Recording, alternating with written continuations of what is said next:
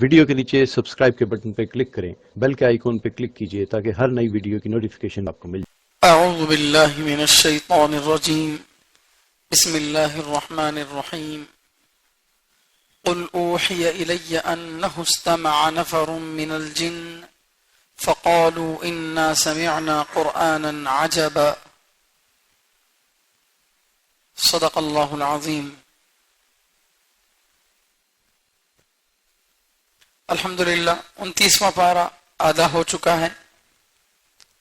اب یہ سورۃ الجن سے دوسرا آدھا پارہ یہاں سے شروع ہو رہا ہے۔ گزشتہ جمعہ میں سورۃ الجن کا شان نزول یعنی اس سورے کے اترنے کا جو واقعہ ہے وہ بتایا گیا تھا۔ اختصار کے ساتھ میں پھر دوبارہ وہ باتیں بتاتا ہوں۔ یہ جو سورہ ہے سورۃ الجن مکے کے زمانے میں اترنے والا سورہ ہے، ہجرت کرنے سے پہلے، اور وہ بھی مکے کے زمانے میں درمیان میں اترنے والا، درمیانی زمانے میں، کیونکہ اس سورے کا جو نمبر ہے وہ 40 ہے اور مکی سورتیں 80 پر 4 ہیں۔ 80 پر 4 میں سے یہ 40واں سورہ ہے، یعنی درمیان زمانے میں اترنے والا یہ سورہ ہے۔ اس سورت کا واقعہ یہ ہے کہ اللہ کے نبی صلی اللہ علیہ وسلم طائف سے واپسی پر طائف میں دعوت دینے کے لیے گئے تھے، یہ سوچ کر کہ مکے کے لوگ ایمان نہیں قبول کر رہے ہیں، طائف کے لوگوں کو ایمان کی دعوت دوں گا اور وہاں کے جو قبیلے بنو کثیف ہے ان کی مدد لوں گا مکے والوں کے لیے۔ تو اس مقصد سے گئے تھے۔ تو جن سے امید رکھ کر آپ گئے تھے وہ خود سردار جو سمجھ رکھتے تھے انہوں نے خود اللہ کے نبی صلی اللہ علیہ وسلم کو ٹھکرا دیا، اور پھر اللہ کے نبی صلی اللہ علیہ وسلم نے ان سے درخواست کی تھی اگر تم میری دعوت قبول نہیں کرتے تو نہ کرو، کم از کم میری قوم کو مت بتاؤ کہ میں یہاں آیا تھا۔ لیکن انہوں نے یہ بات بھی نہیں سنی، اللہ کے نبی صلی اللہ علیہ وسلم کے پیچھے شریر نوجوانوں کو لگا دیا جو اللہ کے نبی صلی اللہ علیہ وسلم کو لگاتار تکلیف دیتے رہے۔ گزشتہ سال جب میں عمرے کو گیا تھا اس وقت وہ جگہ بھی میں نے دیکھی جہاں اللہ کے رسول صلی اللہ علیہ وسلم کو پتھر مارے تھے، اور وہ جگہ بھی میں دیکھا جہاں پر اللہ کے نبی صلی اللہ علیہ وسلم آ کر بیٹھے تھے۔ سخت دھوپ کے وقت میں ہم لوگ وہاں پر گئے، اور وہ جگہ جہاں پر اللہ کے نبی صلی اللہ علیہ وسلم کو پتھر مارے اور وہاں پر اللہ کے نبی صلی اللہ علیہ وسلم کے جوتوں سے خون نکلا تھا، اس جگہ کو باؤنڈری بنا کر گھیر دیا گیا ہے۔ اور بتانے والے نے بتایا، ایک مفتی صاحب تھے، انہوں نے بتایا کہ اس جگہ پر کوئی بلڈنگ نہیں بنتی، کوئی تعمیر نہیں ہو سکتی، کیونکہ اس جگہ پر اللہ کے نبی صلی اللہ علیہ وسلم کا خون گرا ہے۔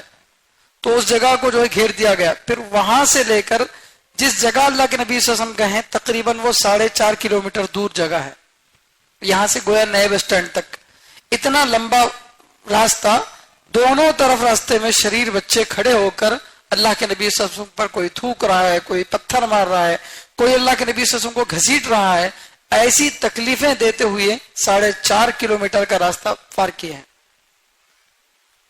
ہم ایک گلی پار نہیں کر سکتے، اللہ کے نبی صلی اللہ علیہ وسلم کو کیسی تکلیف پہنچی ہوگی۔ پھر جب اس کھجور کے درخت کے باغ کے پاس پہنچے تو وہاں پر اللہ کے نبی صلی اللہ علیہ وسلم باغ کے پاس بیٹھے، تو باغ میں دو لوگ تھے، عتبہ اور شیبہ۔ انہوں نے دیکھا کہ بیٹھے ہوئے ہیں، زخموں سے چور ہیں، تو انہوں نے اپنے غلام کو بلا کر کہا کہ جاؤ یہ کھجور کچھ ٹوکری میں رکھ کر ان کے سامنے پیش کرو۔ تو اللہ کے نبی صلی اللہ علیہ وسلم بسم اللہ الرحمن الرحیم کہہ کر کھانا شروع کیے۔ تو وہ غلام جو تھا اس نے کہا کہ یہ جملہ تو ہمارے ہاں کے لوگ نہیں بولتے کھانے سے پہلے۔ تو اللہ کے نبی صلی اللہ علیہ وسلم نے پوچھا تم کہاں سے ہو؟ اس نے بتایا میں نینوا سے ہوں۔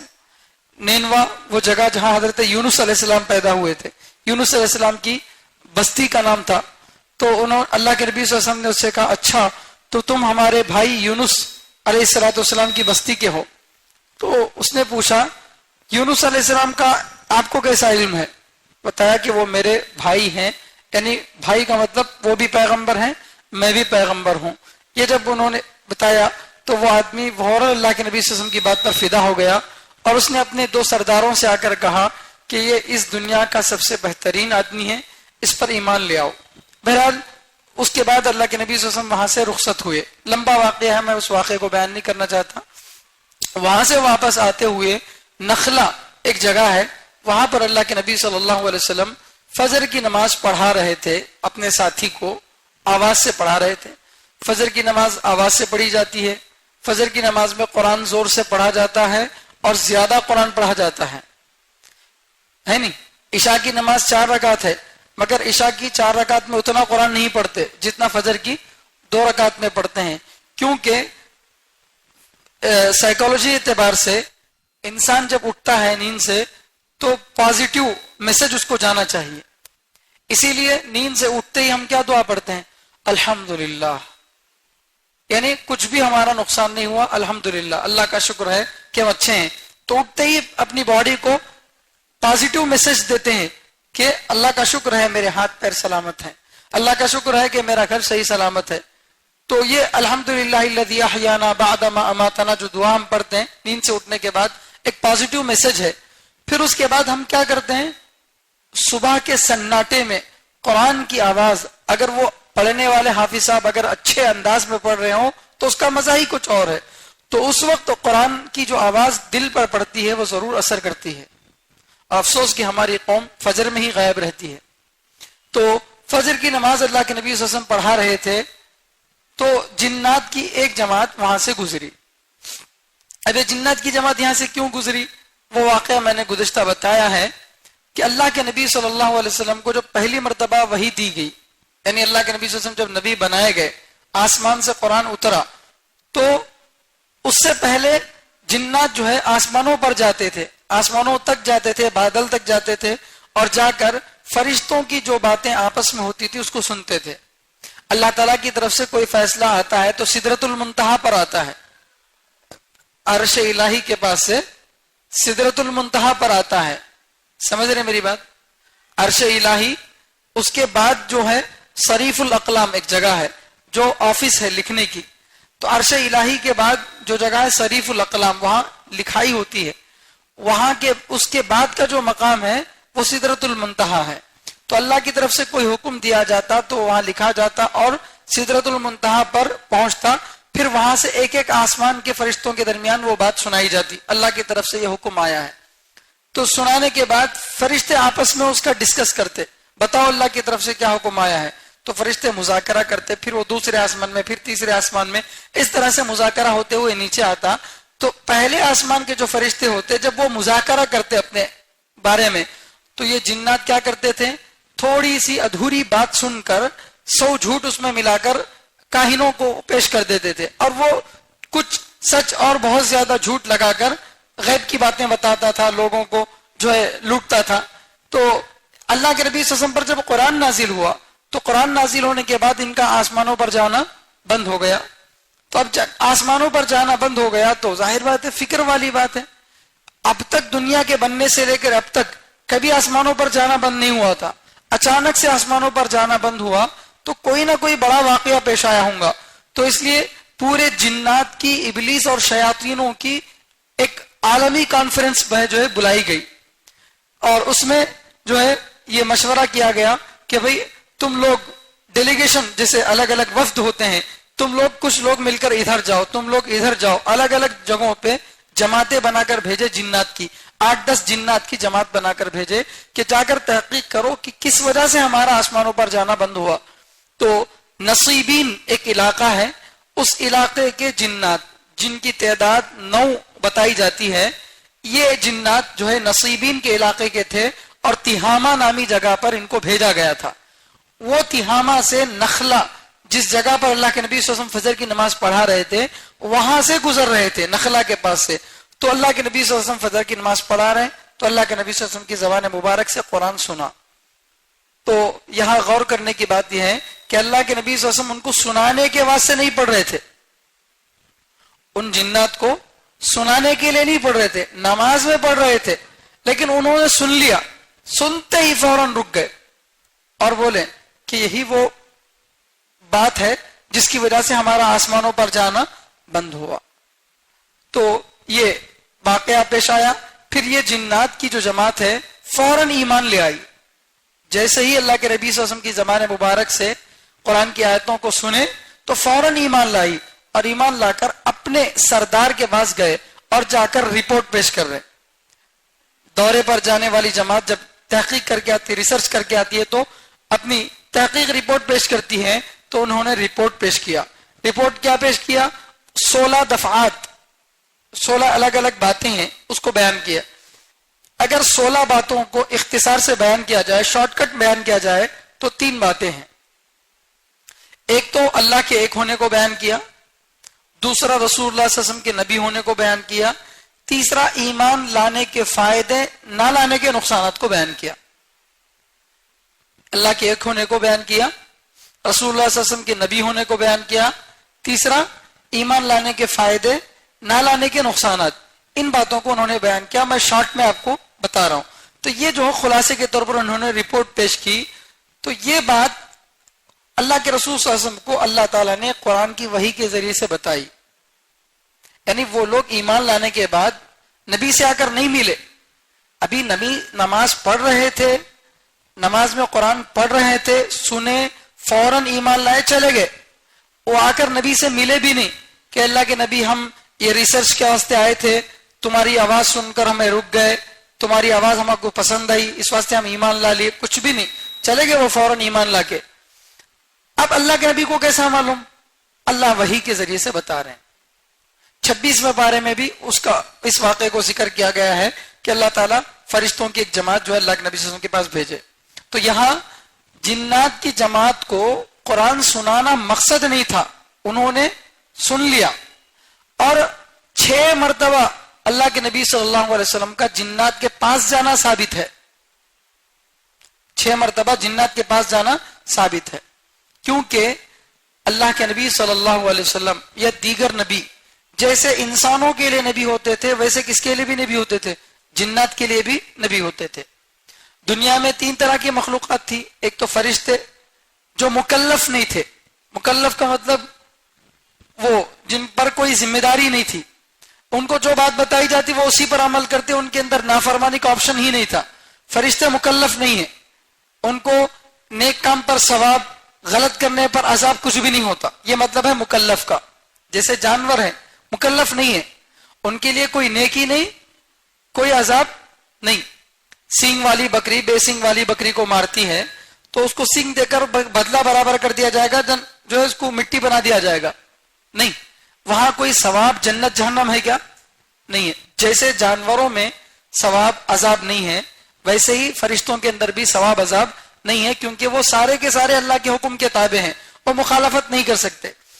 اللہ تعالیٰ نے انسانوں کے سے پہلے دنیا میں کس کو آباد کیا تھا؟ جنات کو. ابلیس اور شیطانوں کو دنیا میں آباد کیا تھا. وہ بڑا خون خرابہ پھیلا ہے، ان میں بھی شاید نبی آئے تھے، لیکن اس کے بعد اللہ تعالیٰ کس کو آباد کیا؟ انسانوں کو آباد کیا. آدم علیہ السلام کو اللہ تعالیٰ بھیجا. تو اب کیا ہوا؟ یہ 3 مخلوق ہیں، فرشتے نورانی مخلوق، جنات نیرانی مخلوق، اور انسان وہ مٹی والی مخلوق، ترابی مخلوق. تو نورانی مخلوق نور سے پیدا ہوئی، نیران آگ سے پیدا ہوئی مخلوق، اور تیسری مخلوق جو ہے وہ مٹی سے پیدا ہوئی ہے. تو چونکہ روشنی اور آگ ایک باریک چیز ہے، ہر جگہ گھس جاتی ہے، تو اس لیے یہ نظر نہیں آتے. فرشتے ہوں یا جنات ہوں، انسان کو نظر نہیں آتے، لیکن انسان کو فرشتے اور جنات دیکھ لیتے ہیں. انسان کو فرشتے اور جنات دیکھ لیتے ہیں. تو اب ہوا کیا؟ جنات کو اللہ نے آباد کیا تھا، ان کو دنیا میں بسایا تھا، مگر ان کی جو ہے شرارتوں کی وجہ سے اللہ نے ان کو ہٹا کر کس کو خلافت دی؟ انسان کو خلافت دی. اور اب جنات کو انسان کے تابع بنا دیا. اب جنات کس کے انڈر میں کام کریں گے؟ انسان کے. تو نبیوں کا، انسانوں کا جو نبی انسان ہوگا وہی کس کا بھی نبی ہوگا؟ فرشتوں، جنات کا بھی نبی ہوگا. تو اب یہ جو ہے جنات کے لیے اللہ کے نبی صلی اللہ علیہ وسلم جو ہے پیغمبر تھے. تو اللہ کے نبی صلی اللہ علیہ وسلم جیسے انسانوں کے لیے نبی تھے، ویسے ہی جنات کے لیے بھی نبی تھے. تو یہ لوگ جو ہے جا کر اللہ اپنے بادشاہ کے سامنے رپورٹ پیش کیے. تو اس رپورٹ کو یہاں پر اللہ تعالیٰ بیان کر رہے ہیں. اور بھی واقعہ ہے جو گزشتہ جمعے میں بتا دیا ہوں. دیکھیے، اعوذ باللہ من الشیطان الرجیم، بسم اللہ الرحمن الرحیم. سورۃ الجن مکیہ، یہ سورہ جن مکی سورت ہے. جن کے معنی چھپا ہوا. عربی میں جن کس کو بولتے ہیں؟ چھپی ہوئی چیز کو کیا بولتے ہیں؟ جن. کیونکہ جن کیا ہوا ہوتا ہے؟ آنکھوں سے چھپا ہوا ہوتا ہے، تو اس لیے اس کو جن بولتے ہیں. بعض لوگ جو ہے جنات اور شیاطین نہیں ہے بول کو بولتے، شیطانہ نہیں، جنات نہیں، کیا بھی نہیں، سب مڑو نمک آلو بولتے. غلط. جنات کا اور شیاطین کا ہونا قرآن سے ثابت ہے. جن کا انکار کریں گا تو بھی آدمی کافر ہو جائے گا. اگر کوئی یہ کہے کہ جنات کا وجود ہی نہیں ہے تو ایسا بولنے والا بھی کیا ہے؟ کافر ہے. کیوں؟ اس کے ہونے کو کون بتا رہے؟ اللہ بتا رہے. شیطان کے، ابلیس کے ہونے کو کون بتا رہے؟ اللہ بتا رہے. تو آپ نہیں ہے بول رہے، اللہ ہے بول رہے، تو اب کس کی بات صحیح ہے؟ اللہ کی بات صحیح ہے. تو لہذا تمہاری بات اللہ کے خلاف ہے، تو تم اس کے خلاف اگر عقیدہ رکھتے ہو تو ایمان گیا حد سے. سمجھ رہے؟ تو یہ جو ہے جنات کا سورہ، سورۃ الجن، اس میں اور سورہ نوح میں کیا فرق ہے بتایا تھا میں. سورہ نوح میں انسان کے ذریعے انسانوں کو دعوت دی گئی تھی. نوح علیہ السلام انسان تھے، پیغمبر، ان کے ذریعے سے کس کو دعوت دیے؟ انسانوں کو دعوت دیے. سورہ جن میں جنات کے ذریعے جنات کو دعوت دے رہے ہیں. جنات کے ذریعے جنات کو دعوت دے رہے ہیں، کیونکہ جنات کو نبی دعوت نہیں دیے تھے. نبی تو نماز پڑھا رہے تھے، ان کو سنانا مقصد نہیں تھا. نبی کو معلوم بھی نہیں تھا انوائی بول کے، بس اللہ کے نبی صلی اللہ علیہ وسلم تو اپنی نماز پڑھا رہے تھے. تو سن کر وہ لوگ ایمان لا لیے اور جا کر اپنی قوم کو کیا کر رہے ہیں؟ دعوت دے رہے ہیں. تو دو صورتوں کا آپس میں تعلق اس طرح سے ہوا کہ وہاں انسانوں کے ذریعے انسانوں کو دعوت دی جا رہی ہے، جنات کے ذریعے جنات کو دعوت دی جا رہی ہے. اور اس سورے میں 28 آیتیں ہیں اور 2 رکوع ہیں. بسم اللہ الرحمن الرحیم. شروع کرتا ہوں اللہ کے نام سے جو بڑا مہربان نہایت رحم کرنے والا ہے. قل، اے نبی کہہ دیجئے، اوحی الیہ، وحی کی گئی میری طرف، حکم دیا گیا مجھ کو، بتایا گیا مجھ کو، انہ استمع، کہ غور سے سنا. بات یہ ہے کہ غور سے سنا. نفر من الجن، جنات کی ایک جماعت نے، ایک ان کے وفد نے، ایک ڈیلیگیشن نے، فقالو، چنانچہ انہوں نے کہا، انا سمعنا، یقیناً ہم نے سنا، قرآنا عجبا، عجیب پڑھائی.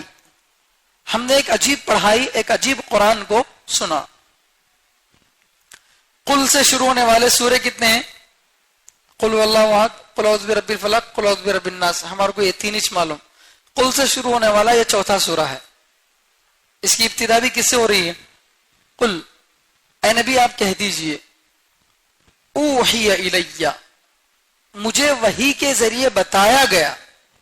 یعنی جنات آ کر خود نہیں بتائے، ہم آپ پر ایمان لا لیے، ہم آپ کے واسطے ڈھونڈ رہے تھے، کیا واقعہ پیش آیا بول کے ڈھونڈ رہے تھے، اسے کچھ بھی نہیں.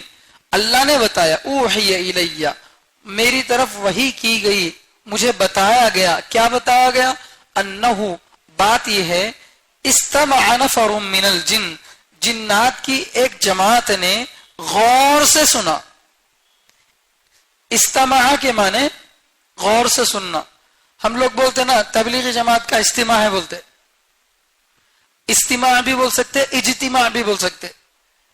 اجتماع کے معنی جمع ہونا، استماع کے معنی غور سے سننا. استماع بھی بول سکتے ہیں، اجتماع بھی بولتے. ہمیں دونوں کو ہٹ کر اجتماع بولتے، ہماری عجیب زبان ہے. تو یہ استماع ہے. تو جنات نے سنا نہیں، غور سے سنا. کیسے سنا؟ غور سے سنا. تو معلوم یہ ہوا کہ قرآن کو کیسے سننا چاہیے؟ غور سے سننا چاہیے. غور سے سننے کا مطلب کیا ہے؟ نماز پڑھا رہے ہیں امام صاحب، وہی سورہ فاتحہ پڑھا رہے ہیں، کبھی آپ ذرا اپنی زندگی سے ہٹ کر، پریشانیوں، دکان، بیوی، بچوں کی فکر سے ہٹ کر ذرا ان الفاظ پر غور کرو. کیا بولے جا رہے ہیں الفاظ؟ ترجمہ نہیں معلوم آپ کو، مگر پھر بھی آپ غور کرو. یہ قرآن کی تاثیر ہے. ترجمہ نہیں معلوم ہو تو بھی اللہ تعالیٰ اس کے ذریعے سے دل پر اثر ڈالتا ہے. اس کو غور سے سنو اور یہ سوچو کہ اس میں کوئی پیغام ہے جو اللہ مجھے دینا چاہ رہے ہیں. میرا اللہ مجھ سے ان آیتوں میں کچھ کہنا چاہ رہا ہے. غور سے سنو، کوشش کرو اس کو سننے کی، غور سے، تن من کے ذریعے سے اپنا پوری توجہ وہی لگا کر سنو، پھر ضرور اللہ تعالیٰ اثر ڈالیں گے دل پر. آج اللہ معاف فرمائے، رمضان میں جب تراویح پڑھائی جاتی ہے تو سب سے فاسٹ سپر فاسٹ کون سی مسجد ہے وہاں نماز پڑھتے ہیں لوگ. جو امام ایسا قرآن پڑھے جس کی کوئی آیت سمجھ میں نہیں آ رہی لیکن وہ 1 گھنٹے میں عشاء وتر تراویح پورا مکمل کر دے رہا, تو وہاں بڑی تعداد میں ہمارے مسلمان ہوں گے, کیونکہ ان کو بہت اہم کام کے لیے حریص کھانے کے لیے جانا ہے نا. وہاں جا کر آدھا گھنٹہ انتظار کرنا ہے, آدھا گھنٹہ گپ شپ کرنا ہے, پھر چائے پر ایک آدھا گھنٹہ گزارنا ہے. بہت اہم کام باقی ہیں, اس کے لیے جلدی جلدی ان کاموں کو نمٹانے کی کوشش کرتے ہیں. افسوس ہے ہماری قوم پر. ایسی قوم سے کوئی ہدایت کی امید ہو سکتی ہے؟ یہ کیا کوئی بدل سکتے ہیں یا کوئی بدلاؤ لا سکتے ہیں؟ جن کو قرآن سننے کی فرصت نہیں ہے لیکن گپ شپ کرنے کے لیے گھنٹوں ہیں. اس سے آگے بڑھ کر دل کی تکلیف میں آپ کے سامنے بتا رہا ہوں. دعوت میں عشاء کی دعوت ہوتی ہے تو 8:30 بجے عشاء پڑھ لے کے چلے جاتے. دعوت 10 بجے شروع ہوتی, 9:30 بجے شروع ہوتی, آدھا گھنٹہ ابھی دسترخوان لگنے میں ہے, انتظار کرتے. پہلا دسترخوان نہیں ملا, دے لو بھائی ذرا صبر کرنا, کیا بھی نہیں دعوت بول تو ذرا آگے پیچھے ہوتا بول کو بیٹھتے. گھنٹہ بھی لگن دے وقت کھا کر آتے تاکہ دعوت دینے والا ناراض نہ ہو, بھئی آئے تھے کھائے بغیر چلے گئے بول کے. لیکن جمعے کی نماز میں 1 بجے آنے کے لیے ہم تیار نہیں ہیں. جمعے کی نماز میں بیان کے وقت میں آنے کے لیے تیار نہیں ہے. پھر جمعے میں مولوی صاحب کیا بتا رہے ہیں, کیا حالات ہیں, ان کا کیا حل ہے, کیا بتایا جا رہا, کیونکہ ہمارے پاس ٹائم نہیں ہے. ہمارے پاس ٹائم نہیں ہے. ہمارے پاس ہوٹل میں آرڈر دینے کے بعد بڑی ہوٹلوں میں لکھا ہوا تھا, آپ حیدرآباد جاؤ وہاں پر باقاعدہ لکھا ہوا ہے کہ آرڈر دینے کے بعد 20 منٹ تک منہ نہیں کھولنا. 20 منٹ تک آرڈر دینے کے بعد منہ نہیں کھولنا. اب 20 منٹ ہو گئے, اب تک بھی تمہاری بریانی نہیں آئی, تمہاری مندی نہیں آئی, تو اب آپ بلا کے بول سکتے ویٹر کو, کیا بھائی اتنی دیر ہو گئی اب تک نہیں لائے بول کو. وہاں منہ مچ کے بیٹھتے ہم 20 منٹ. لیکن اللہ کے گھر میں بیان سننے کے لیے, تفسیر سننے کے لیے ہمارے پاس وقت نہیں ہے. تو قرآن سے ہمارا یہ تعلق ہے, تو پھر کیسے ہماری زندگیوں میں تبدیلی آئے گی, کیسے بدلاؤ آگا ہمارے زندگیوں میں؟ تو اللہ فرما رہے استمع, غور سے سنا, نفر من الجن, جنات کی ایک جماعت نے. کچھ ہی جنات تھے, بڑے خوش نصیب جنات تھے جو سب سے پہلے ایمان لائے. انسانوں میں ایمان لانے والے تو بہت پہلے آ چکے تھے, انسانوں میں ایمان پھیل چکا تھا, 6-7 سال ہو چکے تھے نبی کو جو ہے یہ ہوئے. لیکن اب جنات میں سب سے پہلے ایمان لانے والے یہی لوگ تھے. انہوں نے قرآن کو غور سے سنا. فقالوا, پھر کہا, انا سمعنا قرآنا عجبا, ہم نے عجیب پڑھائی سنی. میں بار بار کہتا ہوں کہ قرآن کا جو مزہ ہے وہ عربی زبان میں ہے. جو ہم سمجھ سکتے ہیں وہ اس کو آپ کو پوری طرح سمجھا نہیں سکتے, کیونکہ یہ اردو کی تنگ دامنی ہے. اردو زبان میں وہ ساری تعبیرات نہیں ہے جو عربی میں ہے. عربی کو پوری طرح سے اردو میں ٹرانسلیٹ نہیں کر سکتے. عربی ایسی فصیح زبان ہے, ایسی شاندار زبان ہے, لیکن جو عربی کو جانتا ہے, اچھی عربی جس کو آتی ہے, وہ قرآن کو پڑھ کر جھومے بغیر نہیں رہتا. اللہ کی قسم, ایک ایک آیت کو پڑھ کر ایمان میں اضافہ ہی ہوتا ہے, اور ہر وقت دل سچی گواہی دیتا ہے کہ یہ اللہ ہی کا کلام ہے, کسی غیر کا کلام نہیں ہو سکتا. جب بھی میں تفسیر مطالعہ کرنے کے لیے بیٹھتا ہوں تو بعض مرتبہ آنکھوں سے آنسو نکل جاتے ہیں پڑھتے ہوئے کہ بھئی کیا عجیب کلام ہے, کیا عجیب چاشنی اس کے اندر ہے, کیسی عجیب عجیب باتیں ہوتا ہے. کوئی انسان کتنا ہی ریسرچ کر کے ایسے الفاظ کا انتخاب کرنا چاہے نہیں کر سکتا. ویسے عجیب الفاظ اللہ تعالیٰ جو ہے قرآن کریم میں استعمال کیے ہیں. تو جنات نے قرآن کو غور سے سنا, نماز میں پڑھنے والے قرآن کو سنا. وہ نماز میں نہیں تھے, جنات نماز میں نہیں تھے, باہر ہے, نماز سے باہر ہے, اور قرآن کو غور سے سن لی. ایک مرتبہ ایک جن غور سے قرآن کو سن کر کافر سے اسلام قبول کر لیا, اور ہم دن میں 5 مرتبہ نمازیں پڑھ رہے ہیں جس میں 3 مرتبہ قرآن زور سے سن رہے ہیں. پھر ہماری زندگیوں میں تبدیلی کیوں نہیں ہے؟ ہماری زندگیوں میں تبدیلی کیوں نہیں ہے؟ وہی قرآن تھا نا جو انہوں نے بھی سنا تھا, فوراً ایمان لائے. وہی قرآن ہم بھی سن رہے ہیں, لیکن ہمارے اندر تبدیلی نہیں آ رہی ہے. نبی کی زبان کی تاثیر تھی, ان لوگوں کی سچی طرف تھی. قرآن کا جو پیغام ہے وہ تو ہمیشہ زندہ ہے. قرآن اپنی شان کے ساتھ، اپنی آن کے ساتھ قیامت تک باقی رہے گا. قیامت تک اس کے اندر یہی تاثیر ہے. لیکن سننے والے کی اندر کمی ہوتی ہے بعض مرتبہ. جیسے میں نے بتایا تھا، اس سے پہلے مثال دی تھی کہ گولی کو، گن میں جو فائر کی جانے والی بلیٹ ہے، بلیٹ کو اگر آپ گن میں رکھ کر فائر کریں گے تو ہاتھی کو بھی چیر کر چلی جائے گی گولی. لیکن وہی بلیٹ کو آپ ہاتھ میں لے کر ماریں گے، مرغی بھی نہیں مرتی. کس کی غلطی ہے؟ بلیٹ کی یا پھینکنے والے کی طاقت کی؟ پھینکنے والے کی طاقت کی. پہلی جگہ پر گن میں وہ طاقت تھی جو اس کو بہت تیزی سے پھینکتی تھی، جس کی وجہ سے وہ ہاتھی کو بھی چیر کر چلی گئی، پتھر کو بھی سوراخ کر دی. لیکن دوسری مرتبہ میں پھینکنے والے میں طاقت نہیں ہے، گولی وہی ہے لیکن اثر وہ نہیں ہے. آج محترم حضرات، تفسیر ہم سن رہے ہیں. تفسیر کے سننے کا مقصد معلومات میں اضافہ کرنا ہرگز نہیں ہے. ہم اس لیے یہاں پر نہیں بیٹھے کہ معلوم کر لیں گے قرآن میں کیا ہے بول کے. معلومات کرنا ہے لیکن معلومات کو معمولات بنانا ہے. جو معلوم ہوا اس کو معمول بنا لیا. حضرت مولانا الیاسی رحمۃ اللہ علیہ تیسرا نمبر کیا رکھے ہیں؟ علم و ذکر. کیا مقصد تھا؟ علم اور ذکر دونوں کو الگ الگ نہیں رکھے 6 نمبر میں، دونوں کو ملا کر 1 نمبر میں رکھے. کیوں؟ اس لیے کہ علم ہو عمل نہ ہو تو یہ یہودیت ہے. صرف علم ہے عمل نہیں ہے تو یہ یہودیت ہے، اور عمل ہے علم نہیں ہے یہ عیسائیت ہے.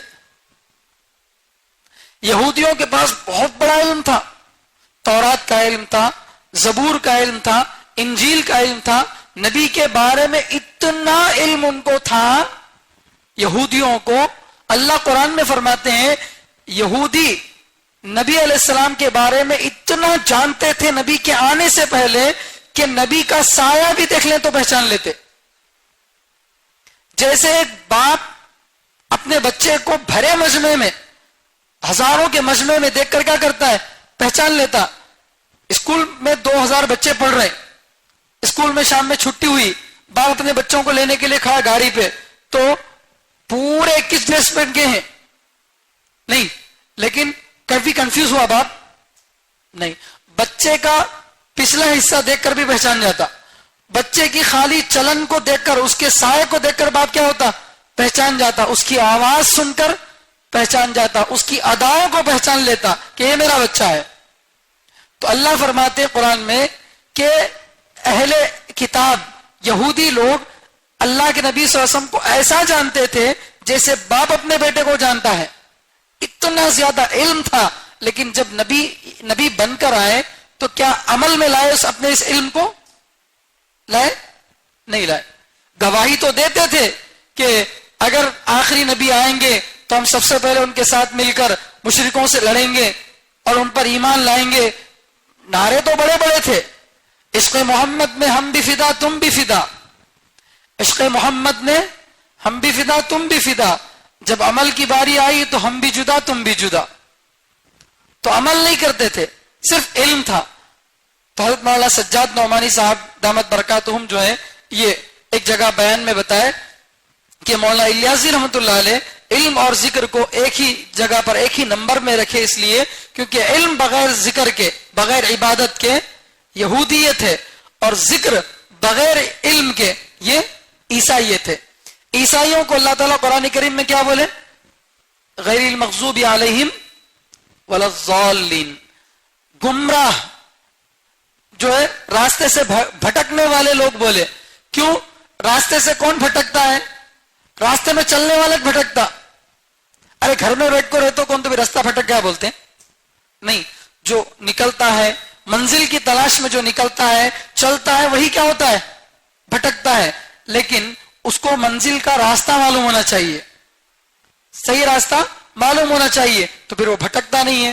لیکن اگر گھر سے نکل تو گیا لیکن منزل کا علم نہیں ہے تو پھر آدمی کیا ہوتا ہے؟ بھٹک جاتا ہے. تو قرآن میں اللہ تعالیٰ عیسائیوں کے بارے میں بول رہے ہیں کہ یہ گمراہ ہیں، کیونکہ ان کے پاس عمل تو تھا. یہ اپنے نبی سے محبت اتنی کرتے تھے کہ نبی کو خدا بنا دیے، نبی کو خدا بنا دیے. محبت بڑی کرتے تھے اپنے نبی سے، اور بہت زیادہ آج بھی اگر آپ دیکھیں گے تو بڑی تعداد میں عیسائی بغیر شادی کے رہتے، بغیر شادی کے رہتے وہ لوگ، اور مستقل سفید کپڑے پہن کر مشقت والی زندگی گزارتے، کیونکہ ان کے پاس عبادت کا جذبہ ہے. جتنے عیسائی آپ کو چرچوں میں ملیں گے، جتنی عورتیں اتنی مسلمان عورتیں ہمارے اجتماعات میں بھی نہیں آتی. عبادت کا جذبہ ہے لیکن علم نہیں ہے. تو علم بھی ہونا ہے، عمل بھی ہونا ہے. تو ہم جو تفسیر میں سن رہے ہیں، اگر اس کو صرف سن کر کان جھٹک کر چلے جائیں گے تو پھر نہ سننے کا کوئی فائدہ نہ بولنے کا کوئی فائدہ. مجھے بھی عمل کی توفیق اللہ دے، آپ کو بھی عمل کی توفیق دے. اس لیے کہ قرآن آیا ہے زندگیوں کو بدلنے کے لیے.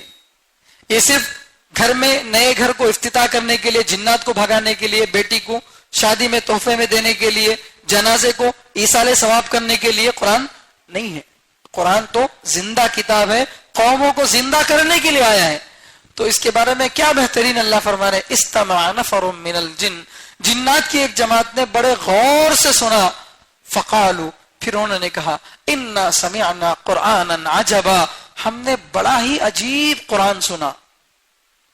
قرآن کے معنی پڑھنا. قرآن کے عربی میں معنی کیا آتے ہیں؟ پڑھنا. قرآن کو قرآن کیوں بولتے ہیں؟ کیونکہ سب سے زیادہ پڑھی جانے والی کتاب کون سی ہے؟ قرآن ہے. قرآن ہی سب سے زیادہ پڑھی جانے والی کتاب ہے. اور اس کتاب کی خاصیت یہ ہے کہ جتنا پڑھیں گے اتنا مزہ آئے گا. جتنا پڑھیں گے اتنا مزہ آئے گا. آپ ایک نیوز پیپر گھر میں رکھ لو، کل کا نیوز پیپر تھا، آج پڑھے، ایک دن پڑھے، 2 دن پڑھے، 10 دن پڑھے، وہ پڑھتے رہے تو بور ہوتا نہیں ہوتا؟ ایک ہی نیوز کو روز سن رہے تو 2-4 مرتبہ سنیں گے، لیکن بار بار سنیں گے تو بور ہوتا نہیں ہوتا. لیکن سورہ فاتحہ ہر رکعت میں، ہر نماز میں پڑھ رہے نہیں، ہر نماز میں ہر رکعت میں پڑھ رہے ہیں. سچے دل سے بتاؤ کبھی بور محسوس ہوا؟ یہ ہے قرآن کے حق ہونے کی دلیل. یہ اللہ کا کلام ہے. کوئی انسان کا کلام ہوتا تو اس میں وہ چاشنی نہیں ہوتی تھی جو قرآن کے اندر ہے. تو جنات کو یہ کیسے معلوم ہوا یہ قرآن ہے؟ سوچنے کی بات ہے. واقعے کو ذرا غور سے سنے نا، شان نزول کو. شان نزول سے سورہ سمجھ میں آتا. جنات کیا کر رہے تھے؟ اس علاقے سے صرف گزر رہے تھے، اور نبی ان کو بلا کر دعوت نہیں دی، ان کو بٹھا کر قرآن نہیں سنائے. نبی اپنا کام کر رہے ہیں، نماز پڑھا رہے ہیں، انہوں اپنا کام کر رہے ہیں، رستے میں جا رہے ہیں. رستے میں جاتے جاتے صرف کانوں میں قرآن کی آواز پڑی، رک کر تھوڑی دیر قرآن سنے اور پھر فوراً وہاں سے چلے گئے. ان کو کیسے معلوم کہ یہ نبی ہیں اور یہ قرآن ہے؟ تو علماء لکھتے ہیں کہ قرآن کا جو مضمون ہے، قرآن کے اندر جو باتیں بتائی گئی ہیں، اس کو دیکھ کر انہوں نے سمجھ لیا کہ یہ باتیں صرف خدا ہی بول سکتا ہے، کوئی انسان نہیں بول سکتا. اور عجبا، قرآن کے بارے میں ایک اور لفظ کیا بول رہے ہیں؟ عجیب قرآن. عجیب قرآن کیوں بول رہے ہیں؟ کیونکہ عجیب اس لیے بول رہے ہیں کیونکہ اس جیسا کوئی کلام انسان پیش نہیں کر سکتا، اس جیسی کوئی اور چیز پیش نہیں کر سکتا.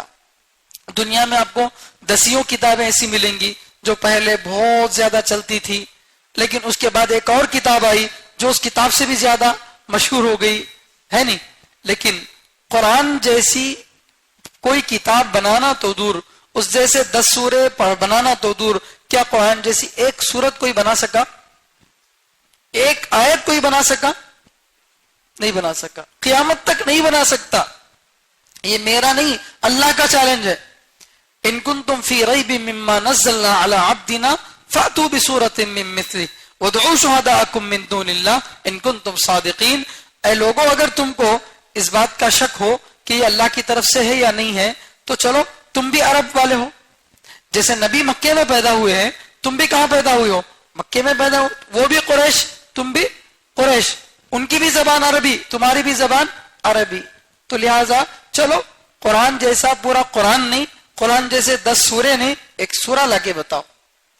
اور اکیلے کرنے کی ضرورت نہیں ہے، جس کو تم مدد کے لیے لے سکتے ہو سب کو مدد کے لیے لے لو. قرآن کی جیسی ایک سورت بنانے کے واسطے دنیا بھر میں جس سے بھی مدد لے سکتے ہو لے لو. اوپن چیلنج ہے.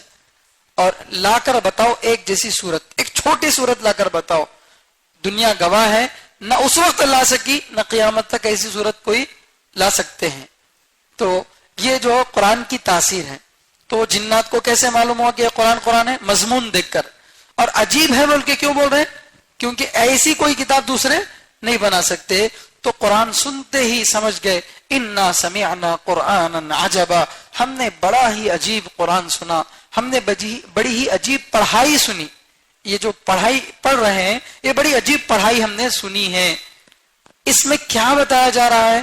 یہدی الی الرشد، یہ قرآن سیدھے راستے کی طرف رہنمائی کرتا ہے، سیدھے راستے کی طرف رہنمائی کرتا ہے. فآمنا بھی، چنانچہ ہم اس پر ایمان لا لیے، چنانچہ ہم اس پر ایمان لے آئے. ولن نشرک بربنا احدا، ہم ہرگز اپنے رب کے ساتھ کسی کو شریک نہیں کریں گے، ہم ہرگز اپنے رب کے ساتھ کسی کو شریک نہیں کریں گے. تو یہ جنات کا جو ہے، جنات کی رپورٹ کیا ہے؟ انا سمعنا قرآنا عجبا یہدی الی الرشد فآمنا به ولن نشرک بربنا احدا، کہ ہم نے ایک ایسا عجیب قرآن سنا جو صحیح راستے کی طرف لوگوں کی رہنمائی کر رہا ہے، انسان کو اس کی منزل بتا رہا ہے، اس کی ابتدا بتا رہا ہے، اس کی انتہا بتا رہا ہے. قرآن ہی بتاتا ہے انسان کیا تھا، کیا ہے، کیا ہوگا. انسان کا پاسٹ، پریزنٹ اور فیوچر بتانے والا کون ہے؟ قرآن ہے. قرآن کے علاوہ کوئی اور کتاب ایسی نہیں ہے. تو انسان کو اس کا ٹارگٹ بھی بتایا گیا، اس کی منزل بھی بتائی گئی کہ ہم کو کس جگہ پہنچنا ہے، کیا کرنا ہے، زندگی کس مقصد سے دی گئی ہے. ساری چیزیں بالکل صاف انداز میں اللہ تعالیٰ نے بتا دی ہیں. تو یہ راستے کی رہنمائی کرتا ہے، صحیح راستے کی رہنمائی کرتا ہے قرآن. تو لہذا فآمنا بھی، چنانچہ فوراً ہم اس پر ایمان لائے. فآمنا بھی کا مطلب یہ ہے کہ ہم ذرہ برابر بھی غور نہیں کرے. قرآن کی آیتیں کان میں پڑی، قرآن کو سنے، سمجھ گئے کہ اللہ کا کلام ہے، کسی انسان کا کلام نہیں ہے، فوراً اس پر ایمان لا لیے. آمنا بھی، ایسا بھی نہیں سوچے ہمارے جن کے جو سردار ہیں ان کو جا کر سنیں گے، ان کو بھی بلا لے کو آئیں گے، بلا کو آنے کے بعد نبی سے ملاقات کر کو تمہارا کیا مقصد ہے، تمہیں کیا واسطے آئیں، بات چیت کر کے بعد نہیں ایمان نہیں. فآمنا بھی، فوراً ہم ایمان لا لیے. تو یہ ہماری خوش نصیبی ہے کہ جنات میں سب سے پہلے ایمان لانے والے ہیں. تو اللہ پر ہم قرآن پر ایمان لائے. وَلَن نُشْرِكَ بِرَبِّنَا أَحَدًا، ہم اپنے رب کے ساتھ کسی کو شریک نہیں کریں گے، ہم اپنے رب کے ساتھ کسی کو شریک نہیں کریں گے. ایمان کا پہلا تقاضا شرک کی نفی. کلمہ کیا ہے؟ لا الہ الا اللہ. اللہ کے ہونے کو بعد میں بتا رہے ہیں، غیر اللہ کی نفی پہلے کرا رہے ہیں. گندگی کو پہلے صاف کرنا ہے، پھر دودھ ڈالنا ہے. برتن گندا ہے شراب سے، پھر اس میں آپ دودھ ڈالیں گے تو فائدہ نہیں ہوگا. اسی لیے پہلے لا الہ نفی کر دی گئی. دکان سے کچھ نہیں ہوگا، تجارت سے کچھ نہیں ہوگا، بیوی بچوں سے کچھ نہیں ہوگا، مجھ سے کچھ نہیں ہوگا، کسی سے کچھ نہیں ہوگا، الا اللہ، سوائے اللہ کے. ہر معبود کی نفی کر کے، ہر ایک کو دل سے خالی کر کے، پہلے تخلی پھر تحلی. پہلے تخلی کے معنی خالی کرنا، پھر تحلی پھر سنوارنا اپنے آپ کو. پہلے خالی کیا گیا، پھر اپنے آپ کو اللہ کے ذریعے سے سنوارا گیا. تو ایمان لائے ہم اس قرآن پر. تو ایمان لانے کا سب سے پہلا تقاضا کیا بتایا جا رہا؟ وَلَن نُشْرِكَ بِرَبِّنَا أَحَدًا، ہم ہرگز اپنے رب کے ساتھ کسی کو شریک نہیں کریں گے. ہم ہرگز اپنے رب کے ساتھ کسی کو شریک نہیں کریں گے. یعنی جو بھی دنیا میں ہو رہا ہے سب اللہ کی مرضی سے ہو رہا ہے. اللہ کے ساتھ کوئی شریک نہیں ہے، کوئی اللہ تعالیٰ کے اختیار میں شامل نہیں ہے. سب اللہ کی مرضی کے مطابق ہو رہا ہے. ہم اللہ کے ساتھ کسی کو شریک نہیں کریں گے. وَأَنَّهُ تَعَالَى جَدُّ رَبِّنَا مَا اتَّخَذَ صَاحِبَةً وَلَا وَلَدًا. دوسری بات جو جنات نے رپورٹ میں پیش کی، کیا پیش کی؟ وَأَنَّهُ تَعَالَى جَدُّ رَبِّنَا، اور شان یہ ہے کہ بات یہ ہے کہ ہمارے رب کی شان، ہمارے رب کی عظمت بلند ہے. وَأَنَّهُ تَعَالَى، تعالی کے معنی بلند ہے. اللہ تعالی بولتے نا، اللہ جو بلند ہے. تو وَأَنَّهُ تَعَالَى، اور بات یہ ہے کہ بلند ہے. کیا بلند ہے؟ جد ربنا، ہمارے رب کی شان. جد کے معنی شان. جد ربنا، ہمارے رب کی شان بلند ہے، ہمارے اللہ کی عزت بلند ہے. متخذ صاحبۃ ولا ولدا، اللہ نے نہ بیوی اختیار کیا نہ اولاد کو اختیار کیا، یعنی نہ اللہ کی کوئی بیوی ہے نہ کوئی اولاد ہے. تو اللہ کی شان بہت بڑی ہے، بہت اونچی ہے. وہ بیوی بچوں سے اور ہر طرح کے عیب سے کیا ہے؟ پاک ہے. آج اللہ معاف فرمائے، لوگوں نے خدا کو اپنا جیسا سمجھ لیا. لیس کمثلہ شیء، قرآن میں اللہ فرما رہے کہ اللہ کے جیسی کوئی چیز نہیں، اللہ کی جیسی کوئی چیز نہیں ہے. تو یہ اللہ تو قرآن میں عقیدہ بیان کر رہے ہیں، اور لوگ جو ہے پتہ نہیں کہاں سے تصویریں بناتے ہیں، کہاں سے مورتیاں بناتے ہیں کہ اس مورتی کی باقاعدہ ایک صورت بھی ہے، اس کے ہاتھ پیر بھی ہیں. اور تعجب کی بات یہ ہے کہ جو بھی مورتی بنائی جاتی ہے وہ تھوڑا ہٹ کر رہتی انسانوں سے، یا تو سانپ رہتا، یا تو چوہا رہتا، یا تو شیر رہتا، یا تو ہاتھ میں کلاڑی رہتی، کچھ نہ کچھ زبان باہر نکلی ہوئی، ڈراؤنی آنکھیں، کچھ تو بھی الگ رہنا تاکہ سمجھ میں آئے کہ یہ انسان نہیں ہے، کوئی ڈراؤنی مخلوق ہے. ایسا جو ہے بتایا جاتا ہے. تو اللہ فرماتے ہیں جو اللہ ہے وہ ان سب سے پاک ہے. سمجھ میں تو آتا ہے، مگر دل میں تو آتا ہے پر سمجھ میں نہیں آتا. پس میں پہچان لیا کہ اللہ کی پہچان یہی ہے. وہ دل میں تو آتا ہے پر سمجھ میں نہیں آتا. میں بس پہچان لیا کہ اللہ کی پہچان یہی ہے. تو اللہ کیا ایسی جو ہے ایسی طاقت ہے جو انسان کے دماغ میں آ جائے، اس کی کوئی تصویر بنا لی جائے؟ نہیں. تعالی جد ربنا، ہمارے رب کی شان بہت بلند ہے. کیا مطلب؟ متخذ صاحبۃ ولا ولدا، کہ اللہ نے نہ کسی کو اپنی بیوی بنایا نہ کسی کو اپنی اولاد بنایا. اب دیکھیے دنیا میں کیا ہوتا ہے، ایم ایل اے کی بیوی کی عزت کرتے لوگ نہیں کرتے؟ کرتے نا. سی ایم کی بیوی کی عزت کرتے، بلکہ اسے بھی کوئی نہ کوئی عہدہ رہتا، اس کا بھی کوئی نہ کوئی دخل رہتا. اب اس کا بیٹا، اب تو انہیں ابھی ذرا ایک ہاتھ بڑھ کو باپ کے بعد انہیں ہے نہیں. تو اگر اللہ کی کوئی بیوی ہوتی تو اس کا بھی کائنات کے چلانے میں کوئی نہ کوئی دخل ہوتا. بیوی ہو اور شوہر کی برابری نہ ہو، ایسا ہو سکتا؟ ابا انہوں تو ایک ہاتھ اپنے آپ کو بڑھ کر سمجھتے، سمجھے؟ تو کوئی دنیا کی عورت ایسی نہیں جو بولتی میرا شوہر اچھا ہے. ہر ایک کو اپنے شوہر سے شکایت ہی ہے.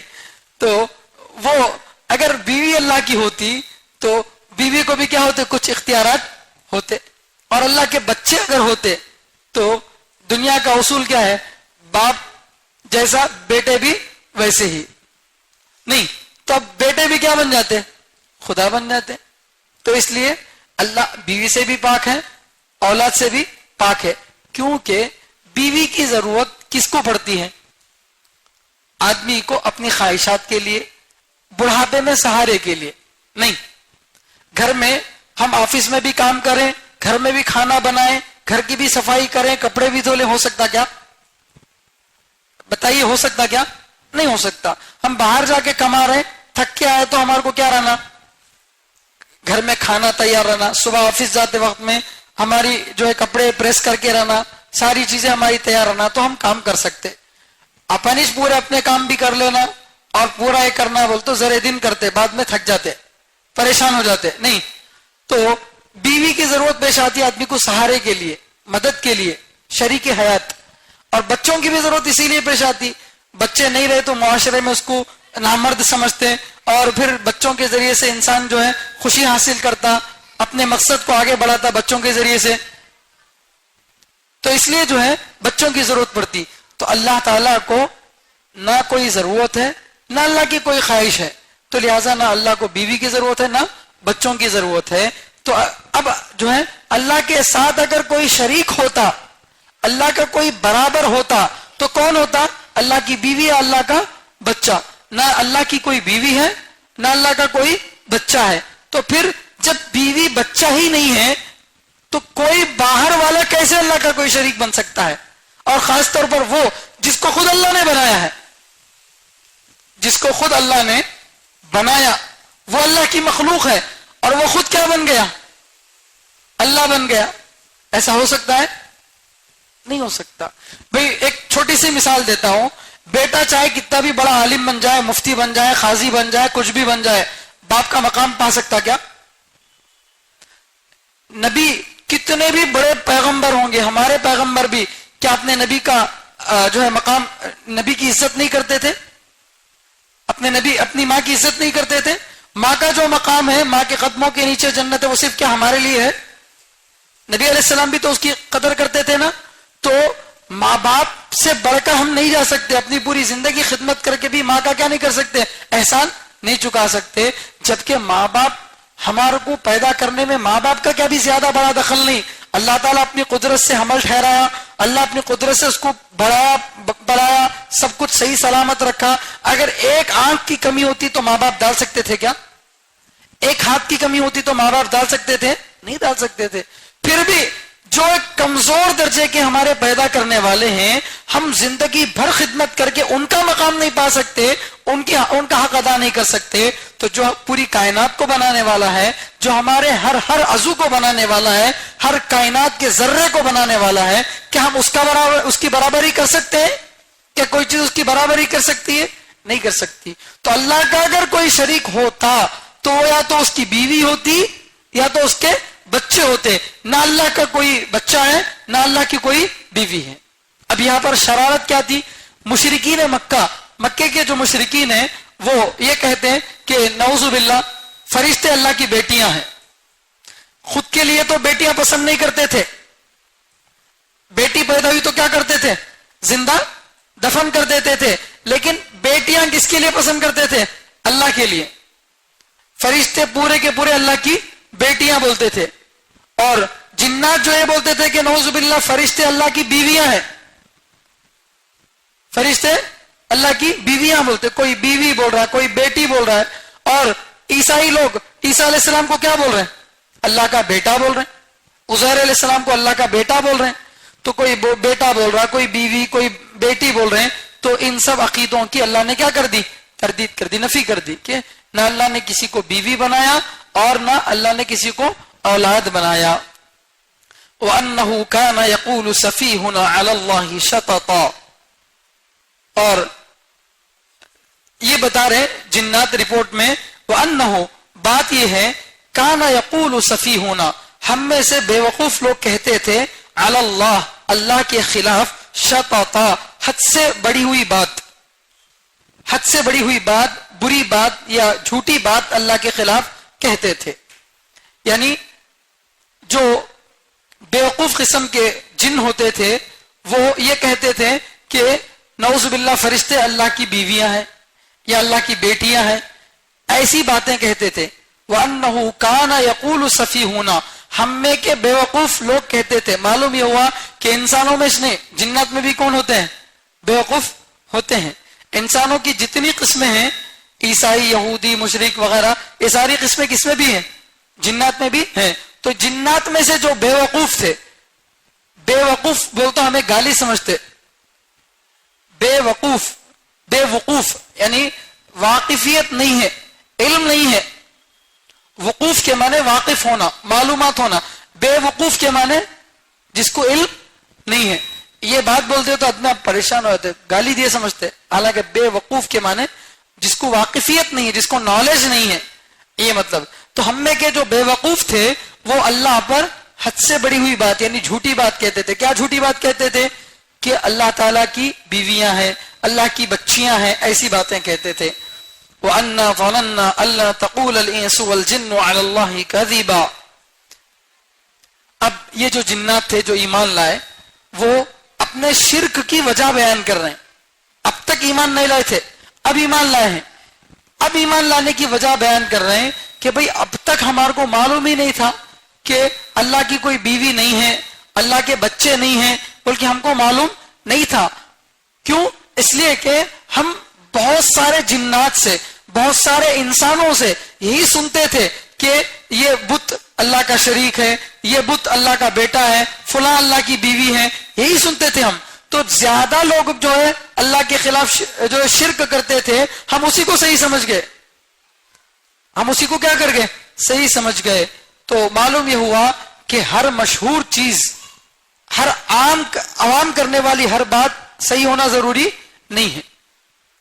عام لوگ مل کر کوئی کام کر رہے ہیں, بہت سارے لوگ مل کر رہے ہیں, تو اس کام کا صحیح ہونا ضروری نہیں ہے. کیونکہ دنیا میں مسلمانوں سے زیادہ کون ہے؟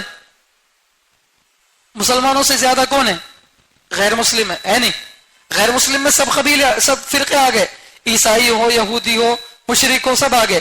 تو مسلمانوں سے زیادہ کون ہے؟ مشرک ہے. تو غیر مسلم ہے, تو کیا غیر مسلم حق پر ہے؟ تو کسی نظریے پر زیادہ لوگوں کا جمع ہو جانا, کثرت رائے کا زیادہ ایک لوگوں پر, ایک رائے پر زیادہ لوگوں کا متفق ہو جانا, یہ اس کے حق ہونے کی دلیل نہیں ہے. حق ہونے کے لیے قرآن حدیث سے اس کا ثبوت بھی ضروری ہے.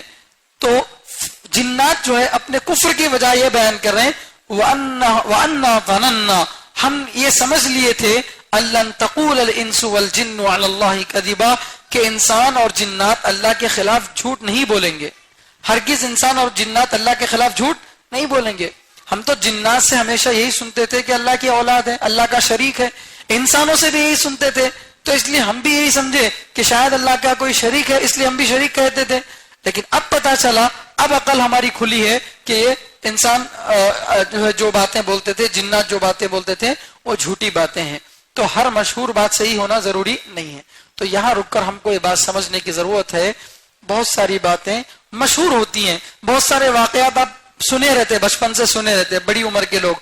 اب اگر کوئی عالم, نوجوان عالم یہ کہتا ہے کہ یہ قرآن سے ثابت نہیں ہے, یہ فلاں رسم, فلاں رواج قرآن میں نہیں ہے, حدیث میں نہیں ہے, یہ جمعہ 8 دن کا پٹا اب ہم نہ سکھا رہا, صحیح کیا غلط کیا بول کے ایسی باتیں بولتے ہے نہیں. کیوں؟ اس لیے کہ انہوں کیا دلیل پیش کرنا چاہتے ہیں. ہمیں ہمارے باپ دادا, ہمارے پردادا سب یہ کام کرتے تھے, تو میجارٹی آف پیپل یہ کام کرتے تھے, اس وجہ سے یہ صحیح ہے. آج اکثر لوگوں کی دلیل یہی ہے, سب جنے بھی کرتے ہیں نا, اس وجہ سے میں بھی کرتا ہوں. تو یہ کوئی دلیل نہیں ہے. ہاں, قرآن و حدیث سے اگر ثابت ہو پھر لوگ اس پر عمل کریں تو صحیح ہے, ورنہ بہت ساری باتیں ہمارے معاشرے میں غلط عام ہوتی ہیں, اس کو اس کی اصلاح کرنے کی ضرورت ہے. وَأَنَّهُ كَانَ رِجَالٌ مِّنَ الْإِنسِ يَعُوذُونَ بِرِجَالٍ مِّنَ الْجِنِّ فَزَادُوهُمْ رَهَقًا. یہ ایک آیت مکمل کر لیتا ہوں, یہاں تک رسالہ توحید کے بارے میں باتیں ہیں. تو وَأَنَّهُ كَانَ رِجَالٌ مِّنَ الْإِنسِ يَعُوذُونَ بِرِجَالٍ مِّنَ الْجِنِّ, اور بات یہ ہے کہ انسانوں میں سے کچھ لوگ جنات میں سے کچھ لوگوں کی پناہ مانگتے تھے. فَزَادُوهُمْ رَهَقًا, پھر ان انسانوں نے ان جنات میں بدعقلی کو بڑھا دیا. ان انسانوں نے جنات میں بدعقلی کو بڑھا دیا. کیا مطلب ہے اس آیت کا؟ مطلب یہ ہے کہ جس طرح ہمارے ہندوستان کے اندر لوگ بھوت پریت پر بہت زیادہ بھروسہ کرتے, نئے گھر میں چلے گئے, ذرا جانے کے بعد کسی کا انتقال ہو گیا, ابا گھر اچھا نہیں سرکا ہے. کسی کی شادی ہوئی, بہو آتے ساس آؤٹ, تو بہو کا قدم غلط ہے, بڑی نحوست والی بہو ہے. استغفر اللہ استغفر اللہ. کب ہمارے عقیدے درست ہوں گے؟ اللہ کو ایک ماننے کا دعویٰ کر رہے ہیں اور ہر چیز کو خدا مان رہے ہیں. کیا بہو کے اندر یہ اثر ہے کسی کو موت دے؟ کیا کسی جن کے اندر یہ اثر ہے کہ وہ کسی کی زندگی اور موت کا ذمہ دار بن سکے؟ وہ خود اپنی موت اور زندگی کا ذمہ دار نہیں ہے, وہ کسی اور کی موت کا کیا ذمہ دار بن سکتا ہے؟ لیکن افسوس, بلی گئی راستہ بند, ختم. اب یہ سمجھ گئے کہ اب یہ نحوست آنے والی ہے. یہ بدفعلیاں جیسے ہندوستان کے اندر بہت زیادہ ہیں، اور اس کا سب سے زیادہ فائدہ کون اٹھاتے ہیں معلوم؟ وہ ان پڑھ اور جاہل قسم کے عامل، ان پڑھ جاہل قسم کے جو عامل ہیں وہ اس کا فائدہ اٹھاتے، نہ ان کو قرآن پڑھنے آتا۔ اللہ اکبر! آپ کبھی عاملوں کے پاس جا کر دیکھیے، بہت سے عامل ایسے ہیں جو طہارت سے بھی پاک نہیں ہے، ناپاک خبیث کتا جو ہے ناپاکی کی حالت میں بیٹھا ہوا ہے، سورہ فاتحہ تک اسے یاد نہیں ہے، نہا کر بدن پر جو ہے برسوں مہینوں گزر کے ہوں گے، ایسے گندے بدن کے ساتھ، ناپاک بدن کے ساتھ غلط آیتیں قرآن سے وہ پڑھتا ہے، اور ہماری عورتیں اس کے پاس جا کر اولاد مانگتی ہیں، جو خود بے اولاد ہے، جو خود بے اولاد ہے، اور ہمارے نوجوان، ہمارے تاجر اس کے پاس تعویذ لینے جاتے ہیں، انگوٹھیاں لینے جاتے ہیں، یہ سوچ کر کہ میری تجارت میں اضافہ ہو جائے، وہ خود بے روزگار ہے اسی لیے دکان کھول کے بیٹھا۔ عامل کے پاس اگر تجارت کے بڑھ جانے کا فارمولا ہوتا تو پھر ٹاٹا برلا کو، کمپنیوں کو، یا انجینئرنگ کرنے کی، ڈاکٹر بننے کی ضرورت ہی کیا ہے؟ کس کے کالجاں کھولنا؟ عاملوں کے کالجاں کھولنا۔ بھائی عمل کر لو، اپنے آپ کیا بن جائیں گے؟ کروڑ پتی بن جائیں گے، لاکھ پتی بن جائیں گے۔ وہ خود بے روزگار ہے، وہ خود اپنی روزی کے لیے تمہارے کو جو ہے لوٹ رہا ہے، اتنی بھی عقل نہیں ہے، اتنی بھی شرم نہیں ہے، ان کے پاس جا کر بول رہی میری دکان صحیح نہیں چل رہی، کیا تو بھی تعویذ دیو نا بول کو، انہیں بھی برابر لوٹتا۔ 1000 روپے لگتی، 10,000 روپے لگتی، لاکھ روپے لگتی، یہ کرنا پڑتا، وہ کرنا پڑتا۔ اللہ اکبر! ایسے علاج بتائے جاتے ہیں جو بالکل قرآن حدیث کے خلاف ہیں۔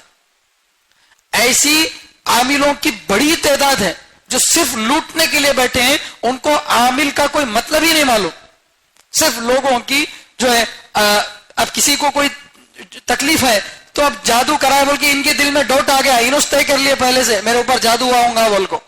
اب ظاہر بات ہے جادو ہوا بول تو کوئی نہ کوئی کرا ہوں گا، تب عامل سے پوچھتے کون تو بھی کرائے کیا بول تو ہاں وہ تمہارے خاص لوگوں میں چھونے بول کو۔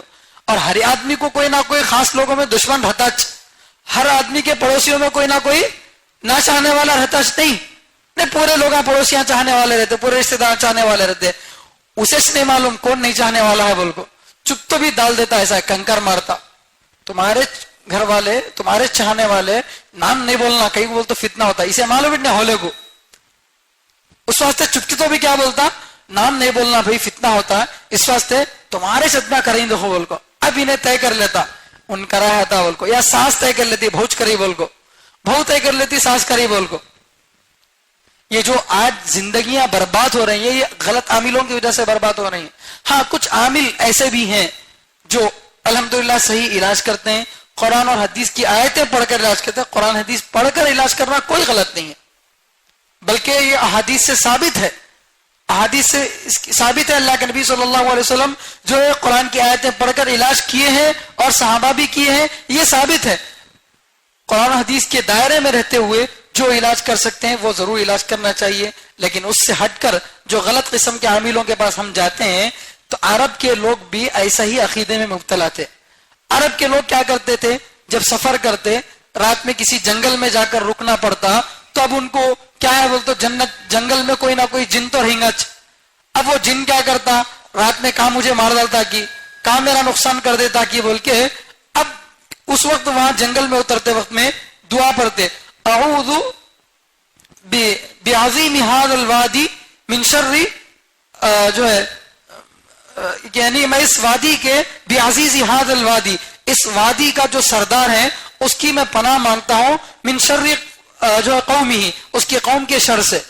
ایسا بولتے تھے کہ میں یہاں کے جنات کا جو سردار ہے اس کی پناہ میں آتا ہوں کہ وہ اپنے جو شریر قوم سے مجھے بچائے بول کے۔ جنات کا جو سردار ہوتا تھا اس کی پناہ مانگتے تھے کہ میں تمہاری حفاظت میں آنا چاہ رہا ہوں بول کے۔ تو جنات کو پہلے سے یہ زیادہ خیال تھا کہ ہم آگ سے پیدا ہوئے ہیں، ہم افضل ہیں، یہ تو پہلے سے خیال تھا، اسی لیے شیطان بھی جو ہے سجدہ کرنے سے منع کر دیا۔ اب یہ خیال اور مضبوط ہو گیا ان بیوقوف لوگوں کی وجہ سے، جو ان جنات کو کیا بنا دیے، خدا بنا دیے، ان سے پناہ مانگنے لگے۔